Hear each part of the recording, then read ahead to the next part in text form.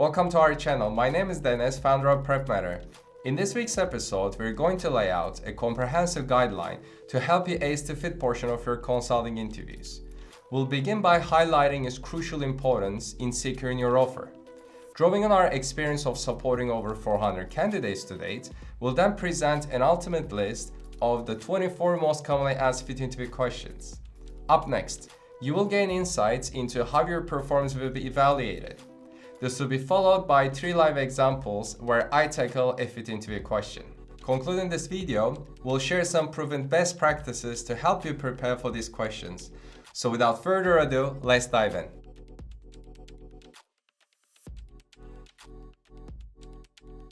Let's start with the basics. What's a fit interview? The fit portion of the interview typically comes first, where you're expected to answer a range of questions based on your experience for around 15 minutes. It's an excellent opportunity to make a strong first impression and establish rapport with your interviewer. The fit can be the deciding factor for your overall performance rating in an interview, on par with the case interview. There are misconceptions that performing well in a case interview guarantees an offer. This is far from the truth. In the past 4 years, I've had the chance to interact with thousands of candidates who had prior experience interviewing with consulting firms. A common narrative is that, despite their commendable case interview performance, they missed out on the offer due to their fit portion performance. Consider it this way. Excelling in a fit interview is a hygiene factor, meaning you have to deliver at least the minimum expected. While performing exceptionally well may not guarantee an offer, performing poorly can indeed cost you the offer. Great. What are the most common fit interview questions? I'll share a list of the 24 most frequently asked fit interview questions compiled from our extensive experience coaching hundreds of candidates. We can categorize these questions into 3 groups. First, the fundamentals, the likes of why you and why this firm. Second, digging into your experience, the likes of tell me about a time questions. And third, additional, less common question types. Let's delve into each category. Let's start with the fundamentals. It's highly probable that you will be asked a question from this list. Let's go over each one of them. First, tell me about yourself, or in other words, can you walk me through your resume? Next, why should we hire you? Why consulting? Why are you interested in joining this firm? Why do you want to move to this country or office? What will your manager say are your biggest strengths and weaknesses? What are the key skills needed in consulting? Can you tell me about something that's not on your CV? Moving on to the next type of questions, which involve delving into your experience. The likes of tell me about a time questions. These can be classified under 5 key categories: leading a team, resolving a conflict, influencing others, overcoming a challenge, and thriving in ambiguity. Let's get started with leading a team. Tell me about a time when you worked with a team. Tell me about a time when you led a team. Next, resolving a conflict. Tell me about a time when you had a conflict with a manager or direct report or a client. Tell me about a time when you had to communicate an unpopular decision. Next, influencing others. Tell me about a time when you influenced a group. Tell me about a time when you changed someone's mind. Next, we have overcoming a challenge. Tell me about a time when you overcame a challenge, such as a time constraint or data limitations. Tell me about a time when you made a mistake. Next, we have thriving in ambiguity. Tell me about a time when you showed adaptability and flexibility. Tell me about a time when you pushed boundaries to do something differently. Next, let's discuss some additional questions. These may not be as common as the 18 questions that we've just covered, but we've heard them quite frequently still.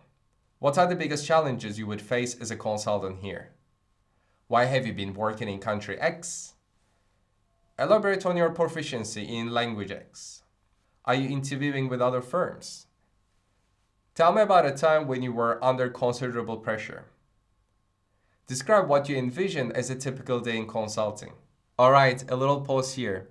We're dedicated to creating high quality and useful content for you. If you haven't done so, please consider subscribing to our channel. You will help us a lot. All right, let's get back to our video. Now I want to talk about how your performance will be evaluated in the actual fit interview assessment. For this, if you want to know more, feel free to check out our Get You Offer course. But let's briefly cover the two main areas on which your performance will be assessed. I'll use the BCG terminology here. First, we have communication and presence, and second, we have effectiveness and impact. Let's get started with the communication and presence. It is assessed throughout both the fit and case interviews. You need to demonstrate the following traits. Presence. You need to come across as credible, someone who can be trusted in front of the client from day one. Second, we have precision.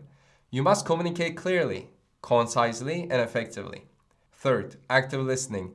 You must show full focus when the interviewer is speaking and demonstrate this through verbal and nonverbal cues. Lastly, we have relationship management. You need to establish a good relationship with the interviewer. Now let's talk about the second dimension, effectiveness and impact. Your responses should highlight how your experiences align with the core values of top consulting firms and their selection criteria. Specifically, your responses should highlight these 5 qualities: independence, team contribution, substance, learning, and achievement. Let's go over each one of them. Independence. You need to show self-motivation and determination to drive impact. Team contribution. Demonstrate that you're a strong team player and a strong leader. Next, substance. You must show a strong interest in consulting and the firm, as well as a thorough knowledge of your resume. Next, learning. Demonstrate curiosity, allow for learning, and seeking out opportunities for self-development. Achievement. As you explain your answers, show that you're self-motivated and have the determination to drive impact. Great. Now that we've covered how your performance will be evaluated, Andrea is going to join us as the interviewer, and as a candidate, I will answer 3 fit interview questions, 1 per category. These are the ones that we will cover today. Tell me about yourself. Tell me about a time when you led a team. And why did you move to London from the Middle East? Let's get started. Could you please start by telling me more about yourself? Sure, absolutely. Happy to be here. As you can see from my resume, I had the chance to work at ABC Advisory, a boutique consulting firm based in London for the past 3 years. I specialized in consumer and private equity as well as retail practices in there. I chose those because, as you can see, these are more client-facing industries, and I love that. And at the same time, we can generate great consumer insights out of those industries. So that's why I chose that. In terms of the projects, let me give you a couple examples that you could also find on my resume. First of all, one of the projects that I loved working at was a cost-cutting program for a grocery retailer chain. And in that project, we had the chance to create great impact in improving the client's profitability. Next, we worked on for a white goods manufacturer for their portfolio strategy. We decided on what kind of products that they should have, which ones they should divest or grow more in. Again, very exciting part of the work that I've done in there. But just before that, I was actually in the Middle East almost for 2 years, working for a company called Advisor X, which is a local firm that only specializes in the public sector space. And as you can imagine, in the Middle East, it is one of the major focus areas, of course. Now, this was my very first job after graduation. So frankly, I didn't know much about consulting. So when I joined a firm, I realized that I would only be doing public sector projects, which is great. But I realized I just wanted to focus more on the private sector. So that's why I wanted to make a move and join the firm that I'm currently working at. Before that, I studied economics at Warwick and had my master's in management degree at Cambridge. And these were very conscious decisions because I chose those because I just really wanted to understand how the world of economics, world of business really work. So that's why I chose those degrees. I want to actually work at a company where I would have access to better client profile with, very intellectual people. So that's why I really wanted to take this opportunity, and thanks a lot again for having me today. Fantastic. This makes a lot of sense. Moving on, would you be able to tell me about a time when you led a team? Interesting.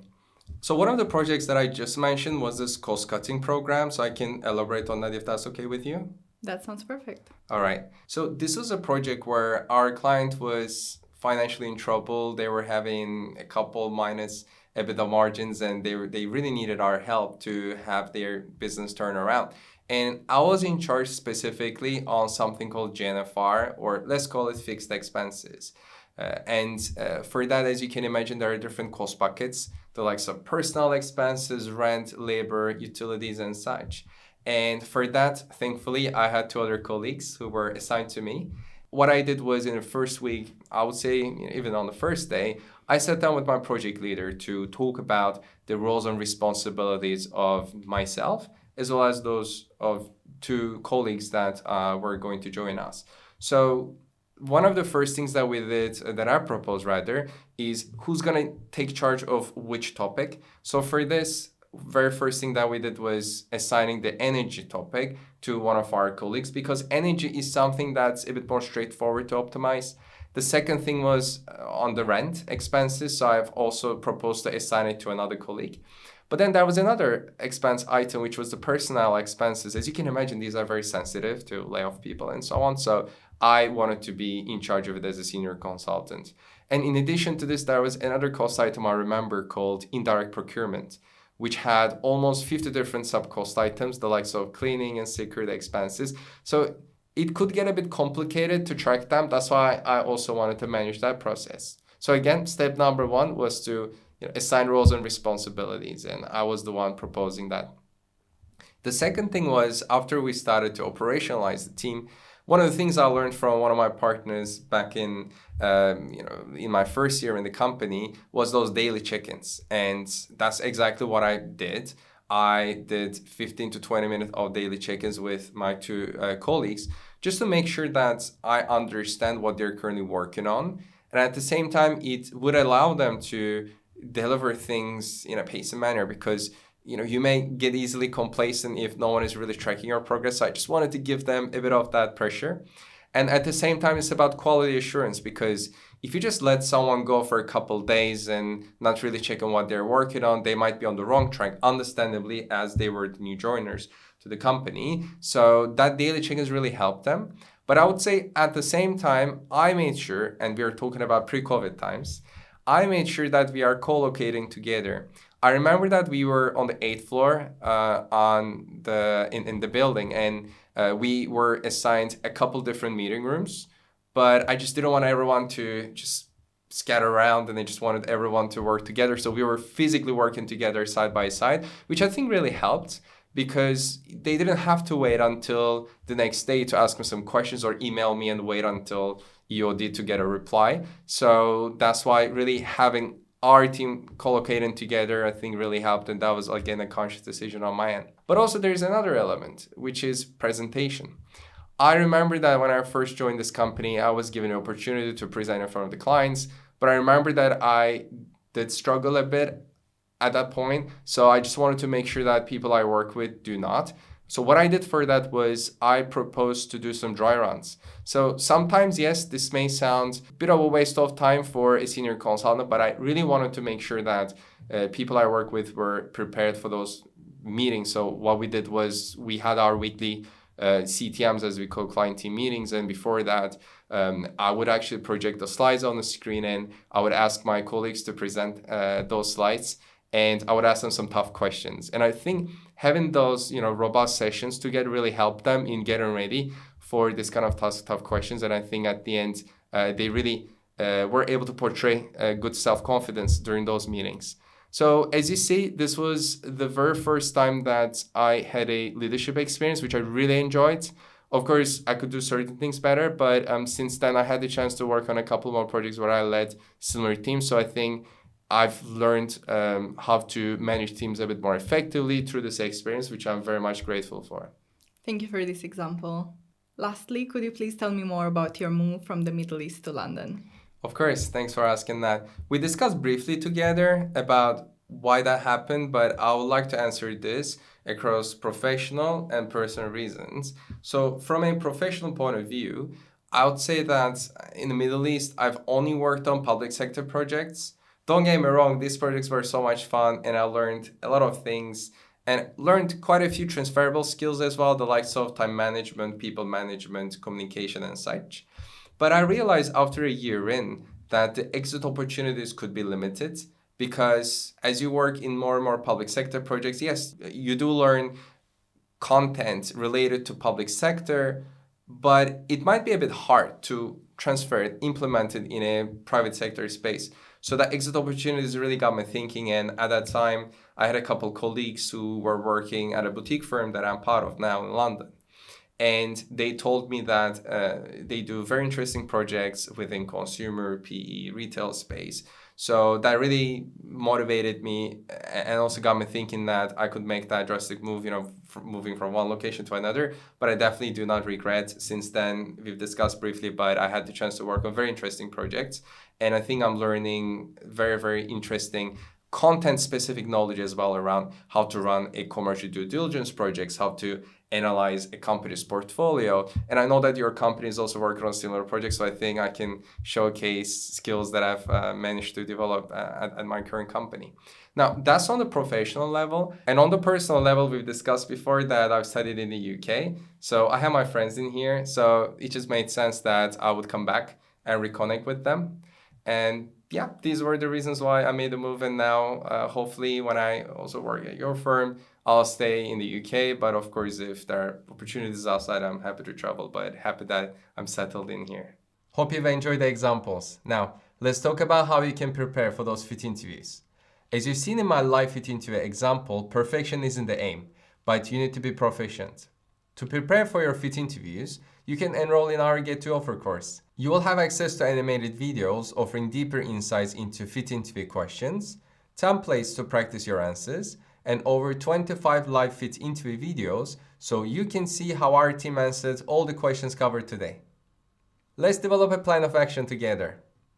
First, you can use our Prepmatter template that includes 24 questions discussed today, along with structures to answer each one of them. Next, incorporate any other questions you believe could be asked based on your personal experience. For example, if you're leaving your current employer only after 3 months, they will surely question that. Next, write your concise answers to each of these questions. You can watch the videos in our course to learn the best practices. But just to highlight a couple tips. Choose examples from times you found genuinely challenging, as consulting firms believe that's when you best display your capabilities. Diversify your examples. Don't just pick one experience like your time in the army or your PhD and base all your answers on that. As I mentioned earlier, your communication and presence are just as important as the quality of your answers. Ensure you demonstrate confidence, but also come across as approachable, motivated, and interested in working with them. Practice with at least 2 peers to get well-rounded feedback on each question. Our team is always ready to help as well. We offer one-on-one coaching to help you maximize your performance in fit interviews. Once you get their feedback, you can then write the full version of your answer. You can use ChatGPT to refine your responses as well. If you want to learn more about this, I've actually recorded a video on this topic earlier, which you can find over there. If you don't wish to write the entirety of your answer, you can audio or video record yourself for each question. Before each of your interviews, glance over your answers so that you don't forget them. Alright, that's all from us today. If you found today's video insightful, please give us a like before you go. I'll see you in the next video. Take care.